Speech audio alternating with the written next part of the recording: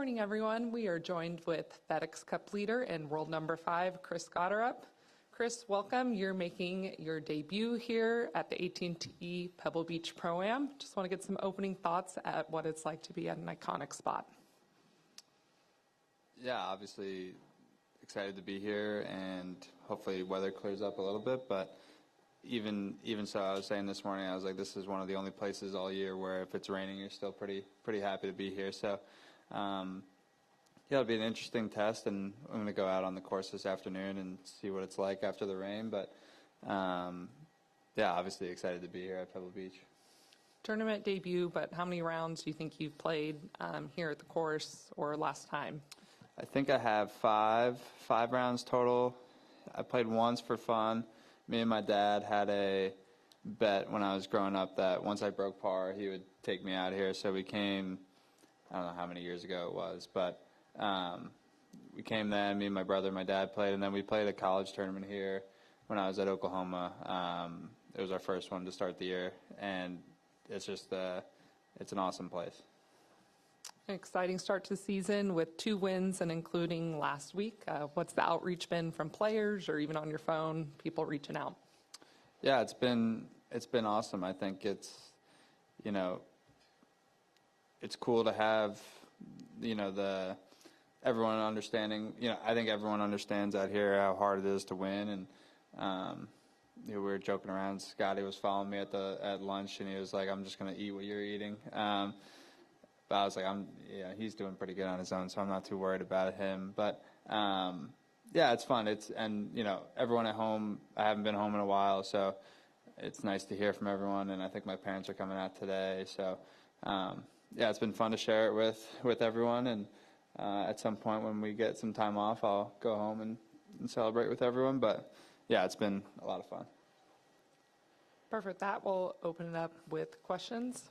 We'll start off here, getting the microphone to James here in the back.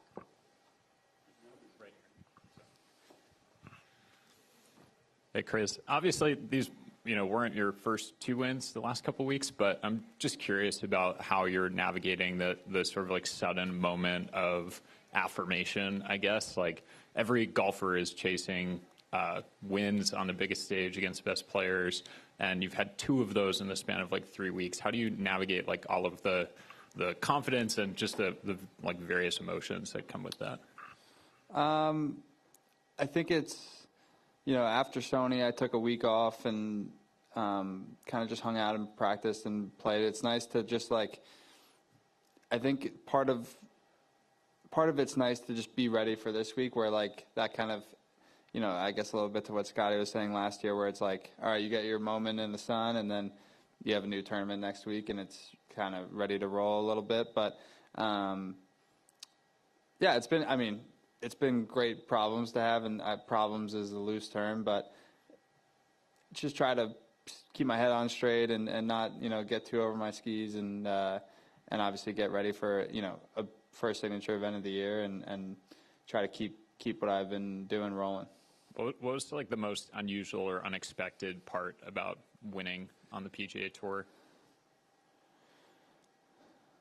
I think just the amount of, and it happens at every win I've had so far. It's like you go from like this crazy build up of the week, and trying to stay in the mix and kind of grind it out, and then all of a sudden you're on top of the world, and then it's like, all right, I have to get to, my first win, we were in Myrtle Beach, and it was like, all right, I have to get to the PGA Championship, and I had no flights. But like, you just, all of a sudden you're back to reality, packing your bags, and trying to figure out how you're going to get from, point A to point B. But I think it's just like a funny, we were talking about it the other day, it's just a funny part of like what we do. It's, you literally, for a week, reach the, pinnacle of the sport for a week, and then it's like, an hour later you're packing your bags and making sure you got everything and don't leave anything behind. And I think it's a nice like reality check after a big win. We'll go up to Doug and then to Mark. How old were you when you broke par? I have the scorecard somewhere in my house.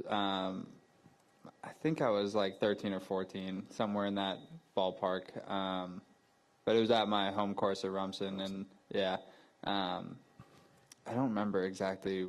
I have it somewhere, but my mom's like got it framed, and it's in the basement somewhere at the house. Do you have any other scorecards that you've kept that were meaningful?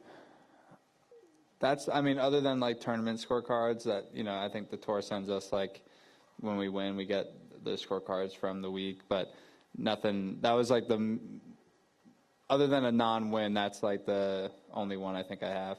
And then when you said you came out here for a college tournament, was it here at Pebble? Where was it? It was, I don't remember the name of it, but it was this guy, Finn from Dallas, Finn Ewing. It was his, like, he sponsored it, and it was like I don't even know how to describe it. I think he booked like whatever amount of tee times to start the day, and then everyone played afterwards, like normal play. And it was here, yeah. Here, okay.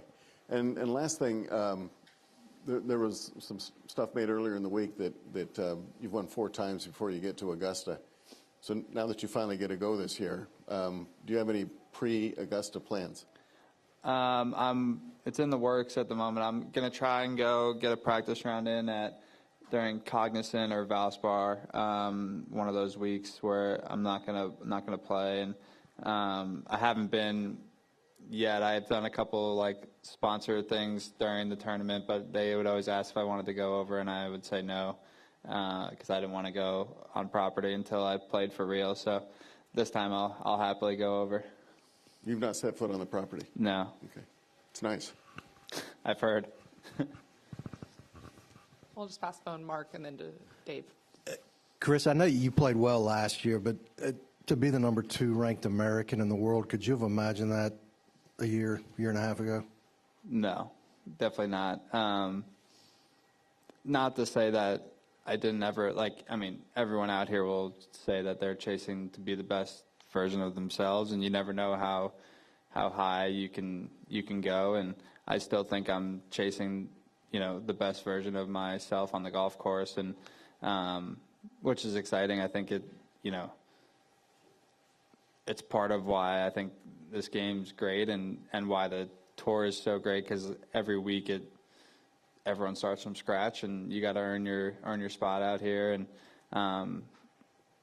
I think a year or two ago I definitely was putting pieces together, and I still am putting pieces together, but to see it kind of like build as it has is exciting. And I think for my team as well, it's a lot of work that they've put in, a lot of work that we've all put in, and for them to get some of that is awesome. When did it maybe click that you could compete out here? I think, leaving school and getting off to a good start with sponsor exemptions, and I was just talking to Andy from Travelers on the range, and they gave me a spot 3-4 years ago, and I've had like the John Deere tournament director reach out to me from the past who gave me a spot, and I finished 4th there, I think, when I first was leaving school. So that was like, all right, I'm not ready yet, but like I was in a good spot, and obviously beat a lot of good players that week, and I think now I'm much more prepared to like play well week in and week out, where in the past I was explosive one week and then I would miss 4 cuts in a row, and it's now much more of my game, even when it doesn't feel great, I'm in better control of what's going on when it's not a game. Dave, then you can pass the mic to Adam.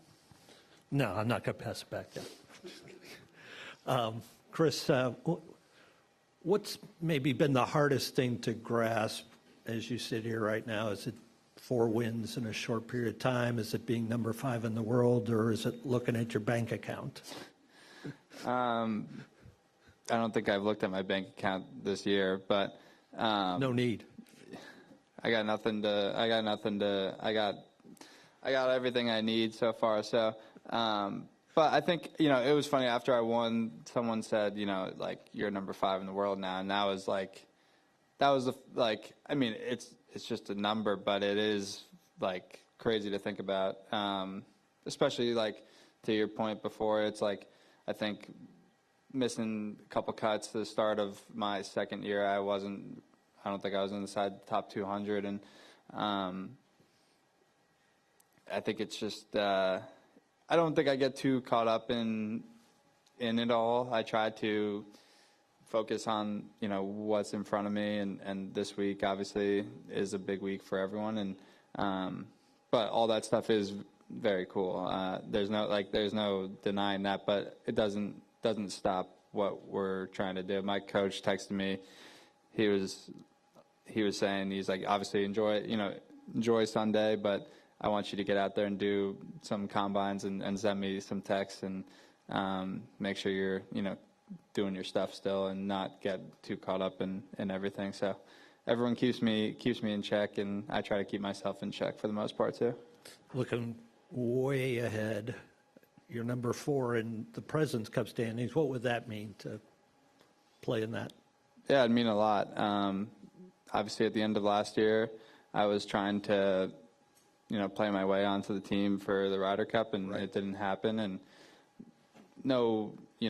there's no harm. I flew home with Keegan the other day, and we were talking, and he's been really supportive of me. He's been one of the first people to text me and say congrats, and if I need anything, to talk to him. And but I did, I talked to George on like Monday or Tuesday in Sony, and he's like, and I'm not a big goal guy, but he was like, what are your goals? And I said, I want to be at Medina at the end of the year, and obviously off to a good start, but like I said, every week is important to get to that point.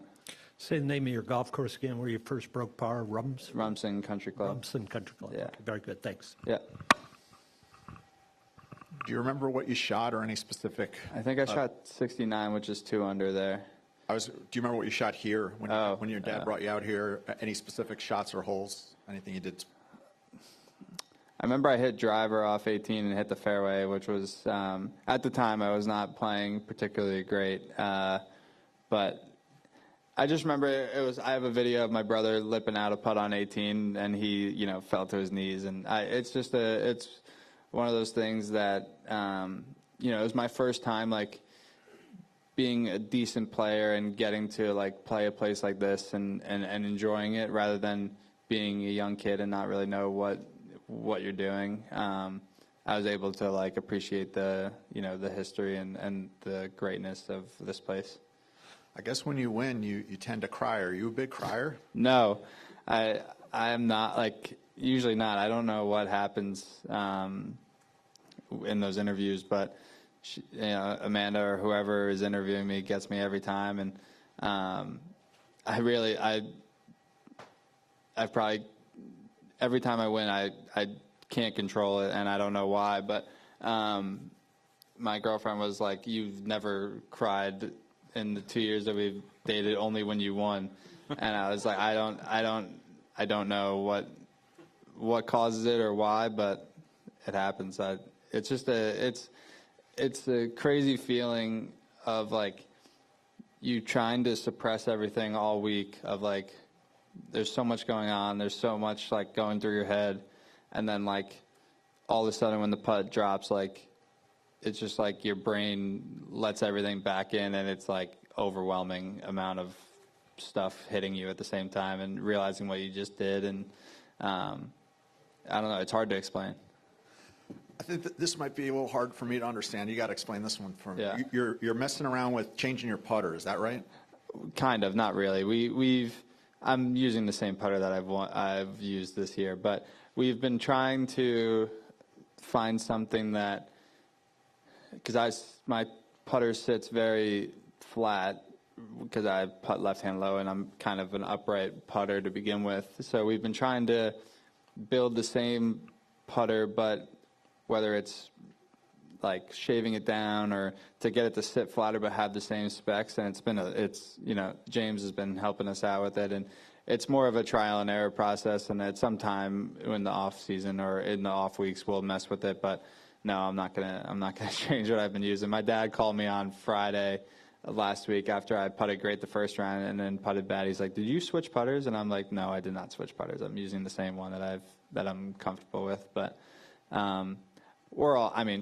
we're all crazy in the fact that I mean, you can go win 4 times and you're like, I think I can get, I think I can change my putter and it'll be better. So in that sense, that's what we're doing. We're going very far left here. We have Paul in the front. Hey, Chris. In 24 and the start of 25, your approach play was kind of numbers were down, flipped midway through the summer last year, kind of coincides with your rise back up. I'm just wondering if there's anything specific you changed or tweaked or worked on to make that more of a strength as you've kind of elevated the last few months. Yeah, a big focus of at least this offseason has been, even last year, I think we looked at, we did the end of the year stats, breakdown, and I was losing the most strokes of my game in the 100 to 150 category, and that's, I mean, if I'm driving it well, that's what I have in a lot, and to lose strokes in that department out here is not great. So to the combine point that I made earlier, that's what we've been hammering home and trying to just make sure my distance control has been good. And not that I didn't practice it before, but it wasn't a priority of mine. I didn't think it needed to be, and it's been helpful to have stats breakdown, be like, hey, numbers don't lie. This is what it's saying. So yeah, it's been better this year, and I definitely think I could say a couple things that need to improve, and but that's why this game. That's why we're all nuts. We're always trying to find something else to work on. So it wasn't anything inherent in the swing or the strategy. It was just kind of working on it, putting the hours in. Definitely a little bit of not strategy, but more. I've become a much better drawer of the ball. In the past, I could not turn it over comfortably, like under the gun, and it's almost become more of my go-to shot under the gun. And it's something that we've talked about for a while, where if I had a back left pin somewhere, I felt like I could not get it close. I would hit it in the middle of the green or miss it right, and have a 40-footer now. I feel like I have access to more pin locations, and just trying to get as many looks throughout the week as possible, and that's been a big help. We're going back to James in the back.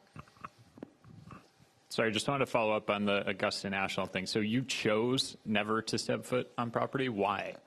I haven't been invited to play in general, but I would go down. One of my sponsors would do a dinner down there every Wednesday before, and they would ask if I wanted to go over on Thursday and watch. And I don't know. I feel like it would ruin my, one, I don't really like watching other people play unless I'm not playing that week. It's just my, I don't know. I'm kind of weird in that sense. I don't want, I wanted it to be everyone, it's the most hyped up tournament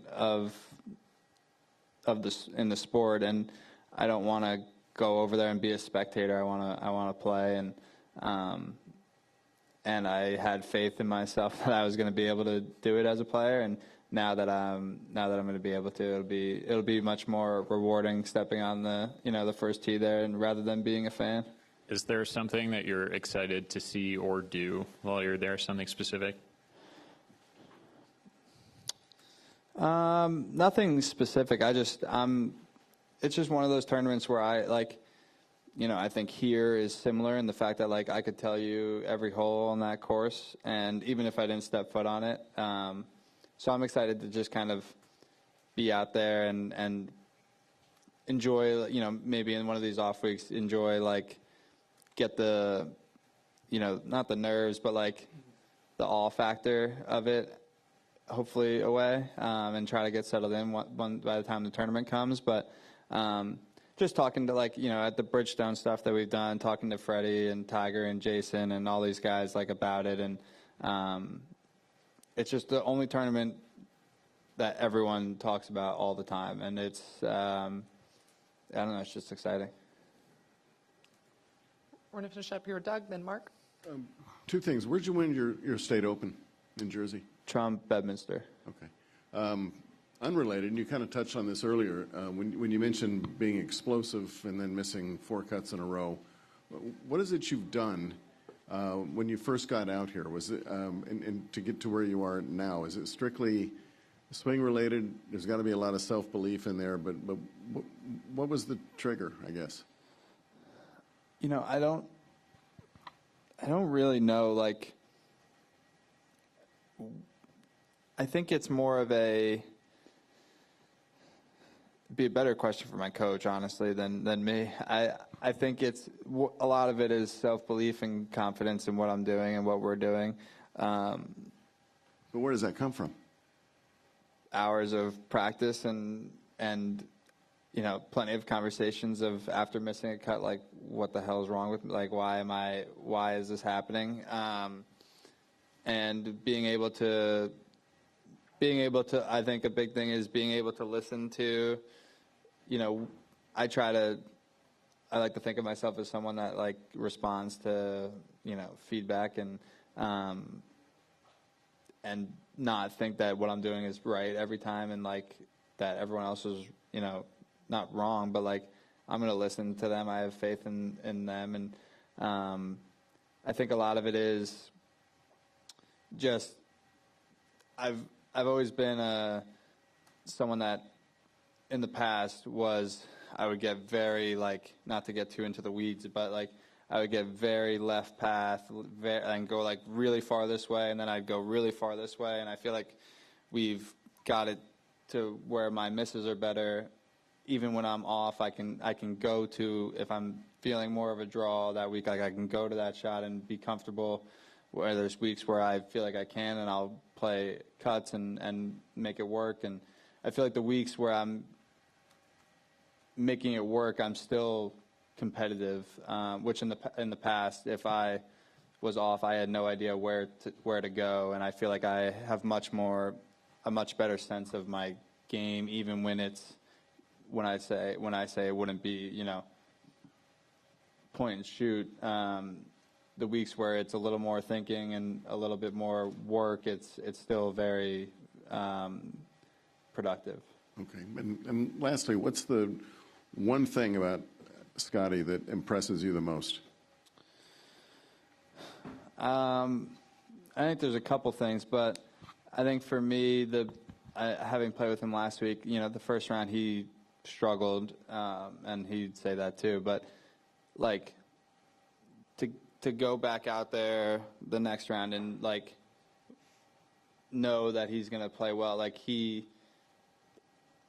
this is what I've tried to do a much better job of too, is, like, wash the first round, like, don't carry the first round into the rest of the week. Like, first round's gone, reset, like, and then go shoot. I don't know what he shot the next round, 5-6 under, like, where there's not, like, don't let it carry over and then the next round's another even, and then you're all upset and missing the cut, and, you know, then it carries into the next week, where it's like, just wash it away, like, try to wash it away, and just be ready to go for the next day. And if it goes well, great. If not, like, you know, it's more just I think the mindset of, like, he's not out of the tournament, even if I don't know what place he was in, but obviously not where he'd want to be after the first round. So I think that's impressive, and I think a lot of guys would agree.